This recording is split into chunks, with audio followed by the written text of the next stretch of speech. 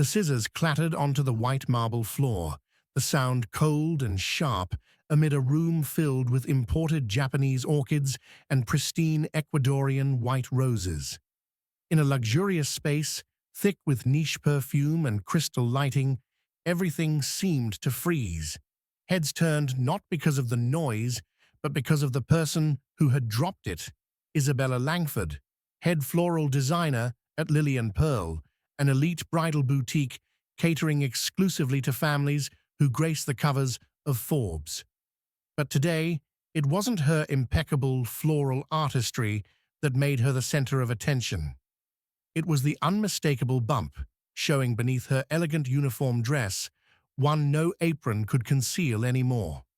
A bride from the powerful Mayhurst banking family squinted, leaning toward her mother and whispering loudly enough to be heard. "Who is she, Mum?" "The wedding florist. And pregnant without a ring." Her mother tilted her chin and gave a dry smile. A woman like that, near wedding flowers, is like a dark cloud over the altar. Another guest let out a soft chuckle as if watching a spectacle in the middle of an extravagant floral preview. Mrs. Duval, manager of Lily & Pearl, who once praised Isabella as the golden hands of bridal floristry, approached with eyes sharp as if inspecting the precision of a baccarat crystal cut. "Langford," she said, in a voice low but laced with velvet-wrapped steel, "our clients pay to feel pure, not to be reminded that people still get pregnant out of wedlock." A silence blanketed the room. Then she continued louder this time, for everyone to hear, "If you drop anything else, I'll have no choice but to remove you from this space for the sake of the brand's elegance." No one objected, not a single glance of sympathy. Isabella simply bent down her hands, slightly trembling, as she picked up the scissors, then silently resumed, tying the ribbon around a bouquet of white peonies, a flower symbolizing fidelity and purity, now the bitterest of ironies in her hands. But no one in that room knew that the woman they scorned today, with a belly judged as a stain on white silk, was the very person one of the world's most powerful men was desperately trying to find, and that in less than a week her name would grace the plaque of a global philanthropic foundation, while those who mocked her today would be forced to relearn the meaning of humility.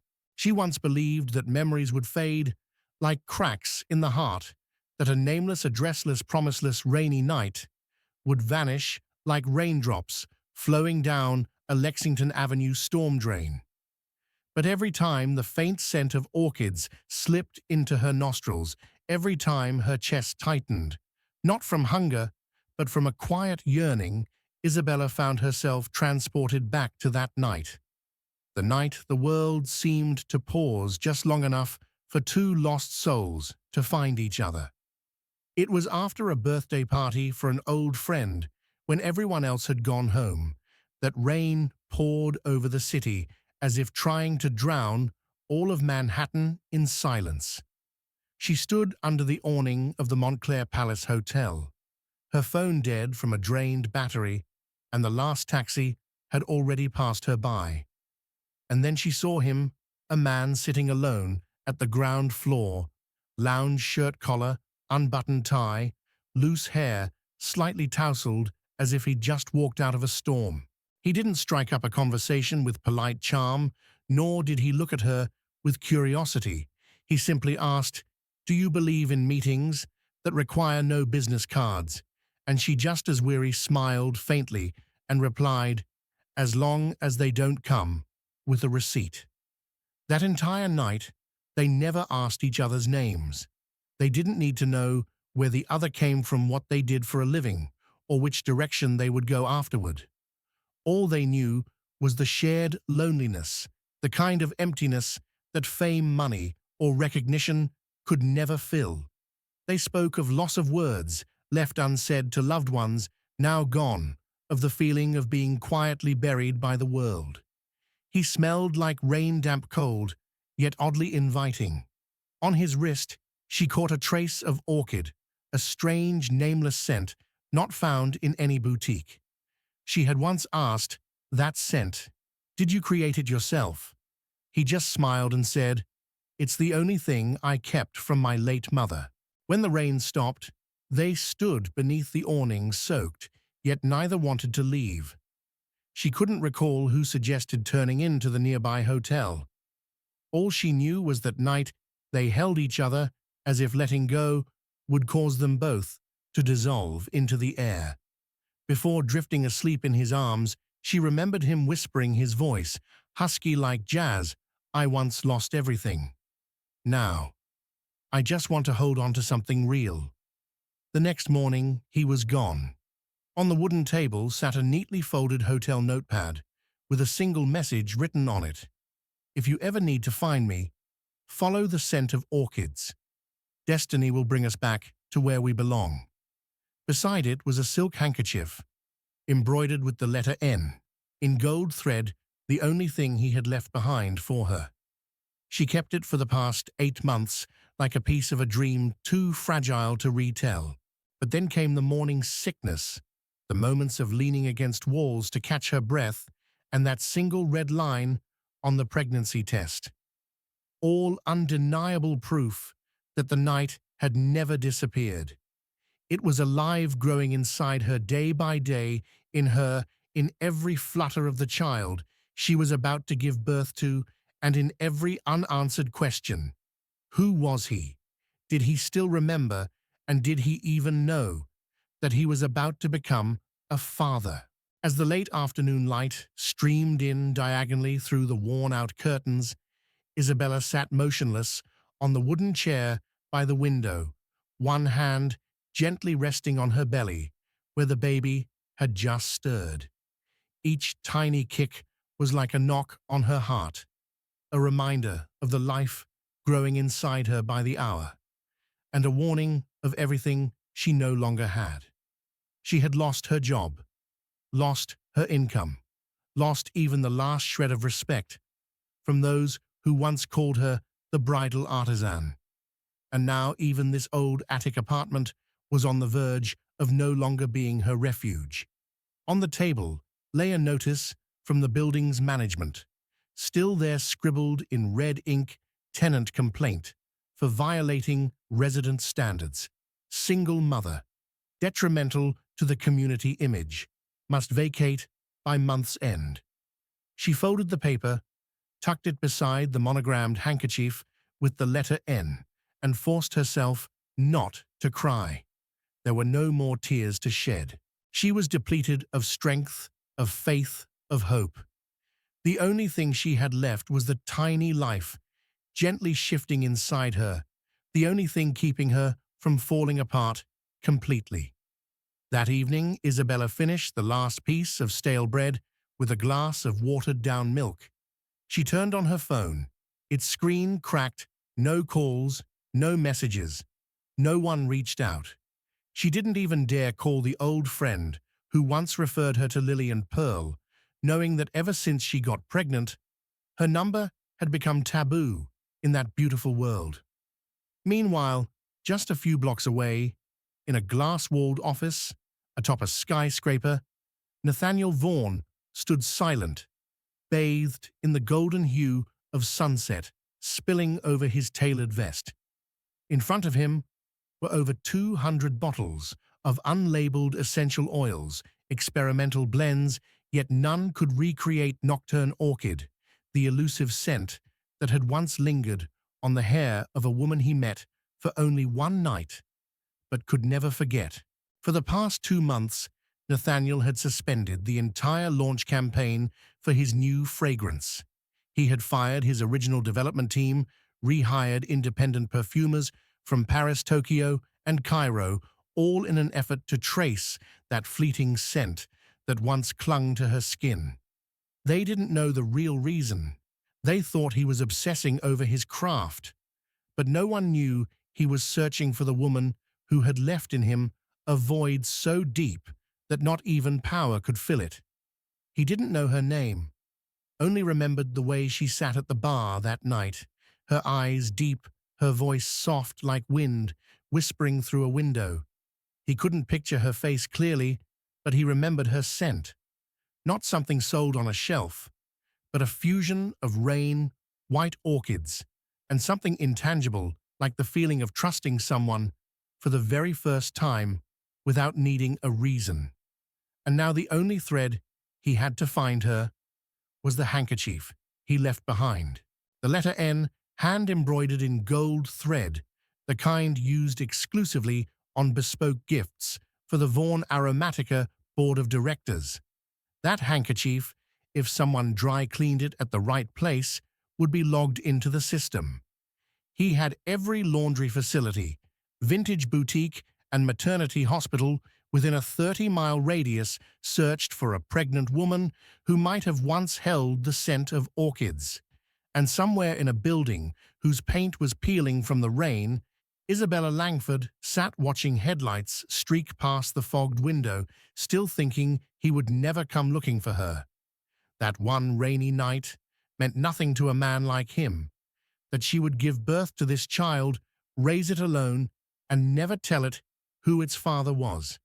She didn't know that at this very moment the world was tilting just because one man remembered her scent better than his own name. On an autumn morning in New York, with the sky still misted over and the streets hushed beneath scattered horns, Nathaniel Vaughan stepped into his office, wearing a look as cold as steel. But his closest assistant, Adele, immediately sensed something different in his eyes. It wasn't just a focus. It was obsession, the kind of stare that only surfaced when he was on the edge of something he had waited far too long to find. "There's a lead," Adele said softly as the door closed behind them. She laid a thick folder on the desk and turned to a page, a photo captured by the security camera of a small dry cleaning shop in Chelsea, the only one among 63 facilities citywide that had ever handled a handkerchief embroidered in gold thread with the letter N. There was no client address, only a handwritten receipt with 3 shaky letters, I. Langford. Nathaniel froze. It wasn't a full name, but with an instinct honed to the edge of clairvoyance, he knew it wasn't a coincidence. His hand trembled slightly as he brushed over the faint scrawl. Isabella. That very day, he went to Chelsea in silence, no bodyguards, no display, just a brown trench coat, a low hat, and leather gloves. He stood in front of the laundry shop, staring at the worn-out sign like a soldier defusing a landmine in enemy territory. The shopkeeper was an elderly Italian woman with silver hair and eyes both keen and cautious. "She came here a few times," the woman said, as Nathaniel showed her a photo of the handkerchief. "Always alone. Very polite, pregnant, and—" She paused. Her gaze dimmed. She always looked down, like the world wouldn't allow her to lift her head. Nathaniel said nothing, but his fist clenched. The old woman looked at him more closely. "You're the baby's father, aren't you?" The question hit like a slap without a sound. Nathaniel didn't nod, nor did he deny it. He simply exhaled deeply. "I don't know, but I'm trying to be worthy, if it's true." From the old woman, he obtained Isabella's last known address, an attic apartment in a decaying building near 23rd Street. But when he arrived, the door was chained shut with rusted links, and an eviction notice was taped to it. The building manager vaguely remembered she left quietly 2 days ago. The belly is really big. No one helped. No one asked. For the first time in years, Nathaniel felt helpless. He who could topple a corporation with a single phone call, who could place a nation on the business map with a single deal, had let slip through his fingers. The one woman who made him believe in something no valuation could capture. But then, as if by some cosmic mercy, he saw it, a small drawing caught under the attic door by the wind. He bent down and picked it up. It was a sketch of a white orchid, drawn in pencil, clumsy like a child's hand. And beneath it, in a shaky script, Mum says, "When I'm born, Dad will find me." His heart clenched. In that moment, every doubt, every reason he'd used to second-guess himself dissolved. He knew he had to keep going. Not out of duty, not because of some vow, but because he had once missed the chance to be there for another mother. He would not let history repeat itself. And Isabella, somewhere not far from there, still believed she had vanished entirely from his world. She had no idea that with every step she took, there was now a man tracing her path, determined never to lose her again. That afternoon, Isabella stood in a long checkout line at a modest grocery store. In her hand was a bag of baby diapers, a small can of formula, and a few withered vegetables. She mentally calculated the remaining coins in her wallet, her gaze flickering with concern when she realized she had miscounted by just 25 cents.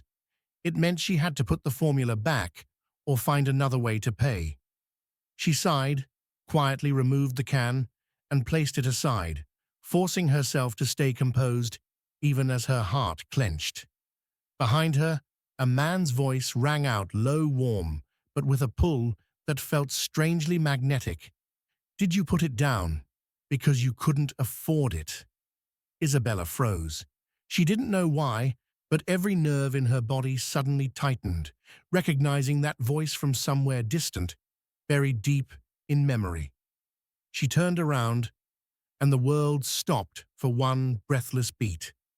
Nathaniel Vaughan stood there, not in an expensive suit, not bathed in the glow of a CEO's aura, just a man in a simple shirt, dark circles under his eyes from lost sleep, but his gaze unchanged from that rainy night. A gaze that didn't accuse, didn't judge, only overflowed with longing, regret, and something even greater, a love that needed no explanation. Isabella instinctively stepped back, her hand protectively covering her now prominent belly. She spoke softly, her voice almost trembling. "Why? Why are you here?" Nathaniel didn't answer right away. He simply stepped forward, placed the can of formula back in her basket, and looked deeply into her eyes, as if afraid that if he looked away, she might vanish again. "Because I've searched for you everywhere.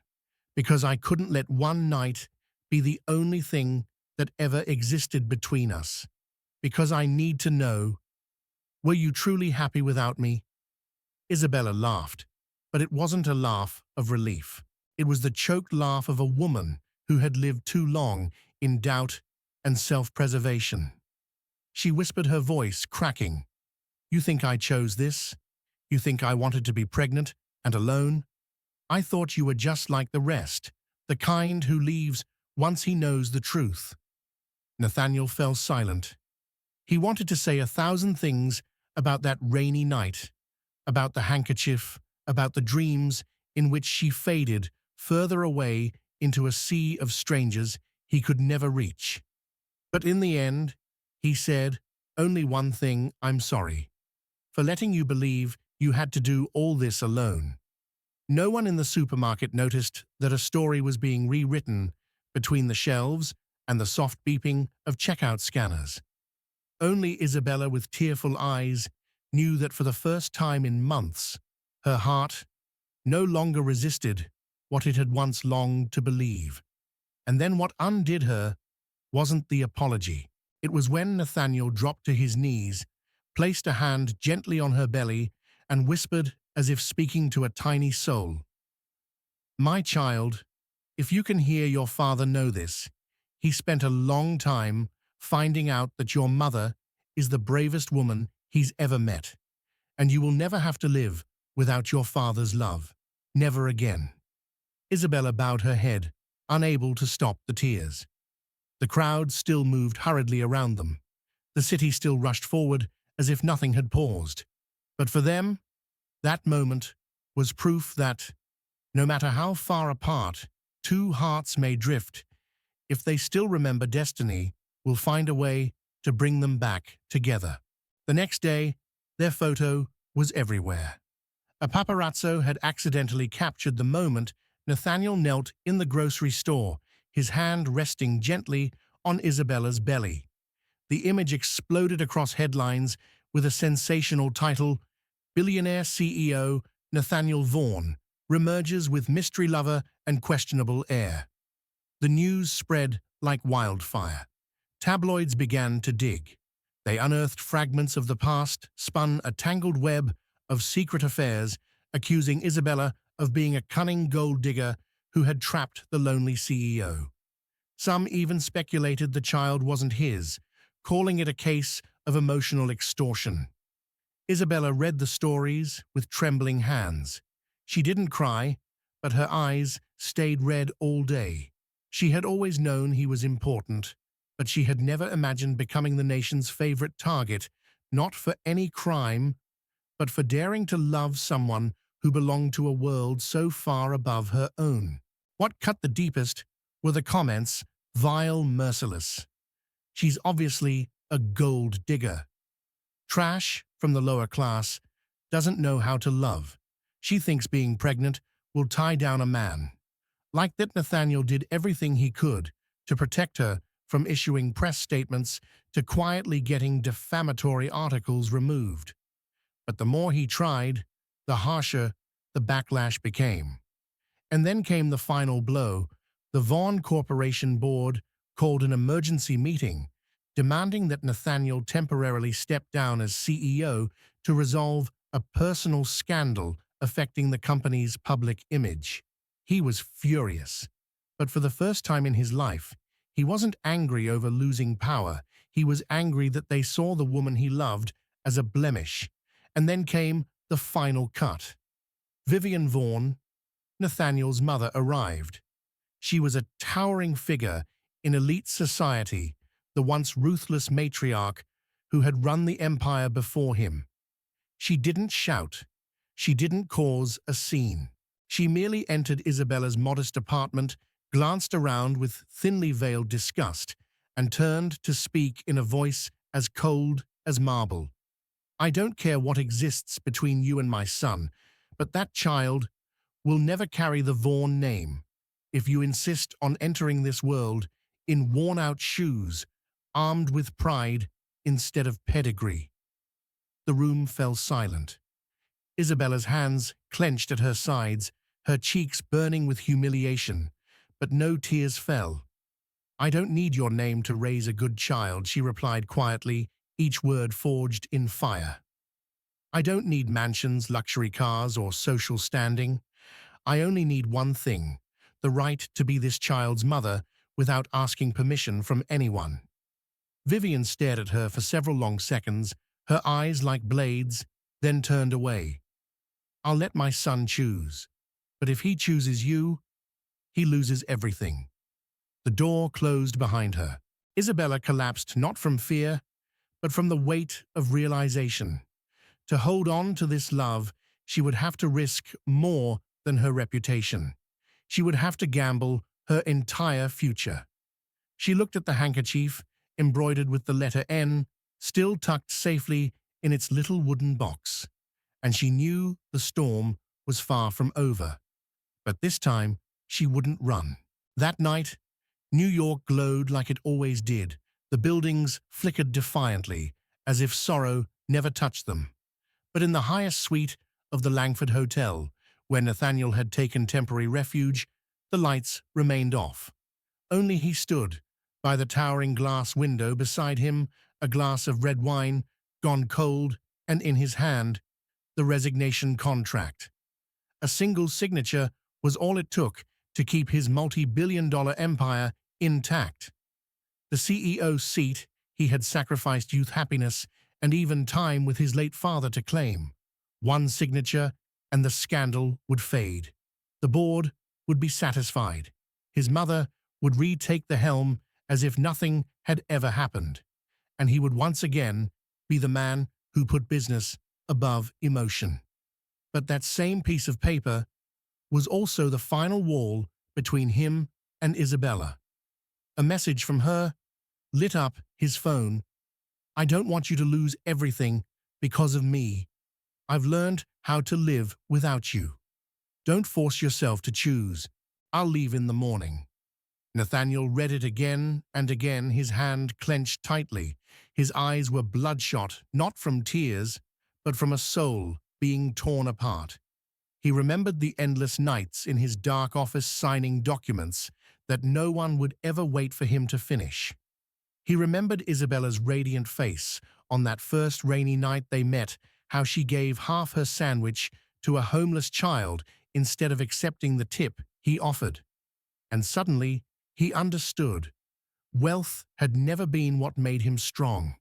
It was her, the woman who dared to love him when he had nothing, and dared to walk away to protect the soul of the child they hadn't even met yet. The very next morning, before the sun had fully risen, the entire city shook with a 6-minute video live-streamed from the official Vaughn Corporation account. Before the camera stood Nathaniel Vaughn, plainly dressed, gaze, steady voice, warm and resolute. He declared, "I am stepping down as CEO of Vaughn Corporation. Not because of pressure, not because of a scandal, but because I refuse to live another day trading the love of my life for a title. If a company can only thrive when we learn to trample over the people we love, then it is no longer a legacy, but a prison. And if you ask me to choose between power and a woman who had the courage to carry our child in silence, I choose her." The video ended with footage of Nathaniel walking out of Vaughn Tower, no security, no entourage, just a bouquet of white flowers in hand and an expression lighter than rebirth. At that very moment, Isabella was packing her bags in the tiny apartment. She hadn't turned on the TV. She hadn't checked the internet. Until there were 2 soft knocks at the door. She opened it and froze. Standing there was Nathaniel, but not the CEO, not the man the world bowed to. He was simply the man who once sat soaked in rain beside her, listening silently as she spoke of her childhood. The man who once said, "I've never had a real family, but if you give me a chance, I'd like to start with this child." No more words were needed. He knelt, holding out the bouquet of white flowers. "For you, I'd give up the whole world, but I will never give up on you." And for the first time, Isabella nodded, no questions, no doubts. She simply stepped forward and embraced him tightly, as if finally embracing the soft, vulnerable part of herself she had hidden for too long. 3 months later, the entire American financial industry trembled when one of the leading tech giants, once a fierce rival of Vaughn Corporation, announced a historic investment partnership with a humanitarian startup fund named the Whitestone Foundation. But what stunned the press wasn't the scale of the investment, hundreds of millions of dollars. It was the identity of the founder behind the fund, Nathaniel Vaughn. After stepping down, Nathaniel hadn't disappeared.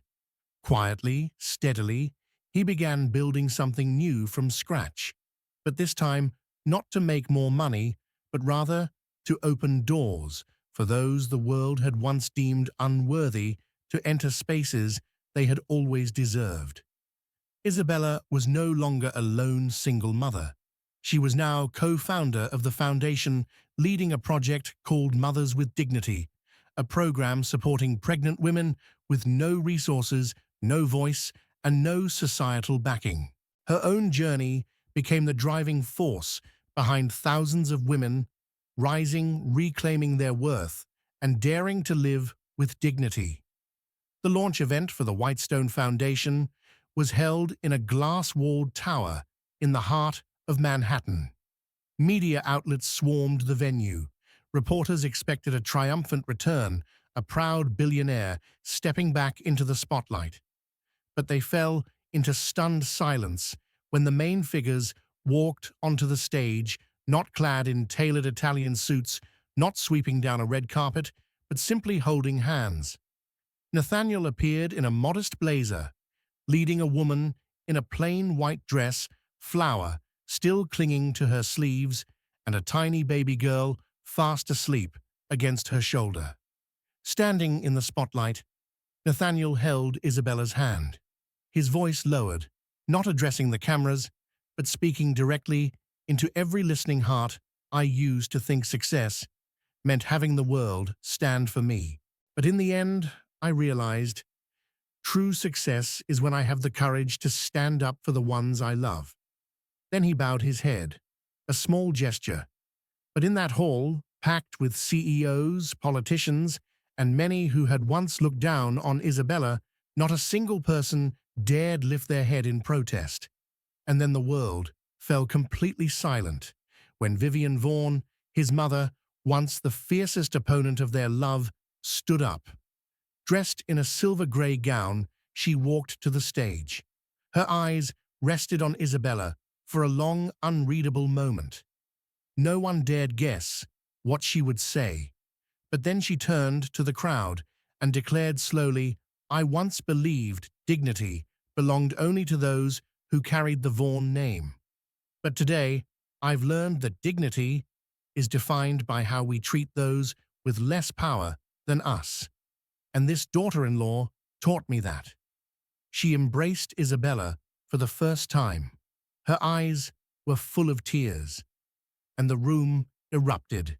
Perhaps the most memorable part of this story isn't the dramatic resignation or the televised forgiveness, but the quiet choices made by two wounded souls to love instead of seek revenge, to rebuild instead of destroy. The greatest lesson here is that in a world where human worth is often measured in net worth or job titles, kindness, even when simple and silent, still has the power to transform an entire indifferent system. The most profound message is this: when you dare to live true to your heart, you don't just rewrite your own life, you open a path for thousands of others to follow. My personal belief is that success isn't about how high you stand, but how many people you've helped up when they've fallen, just as Nathaniel did for Isabella, and just as Isabella has now done for countless unseen mothers out there. If this story has moved you, please don't leave in silence. Leave a comment, share your thoughts, and subscribe to Toch Story so you won't miss the next tale where every tear, every smile, every time you believe in goodness becomes something truly magical.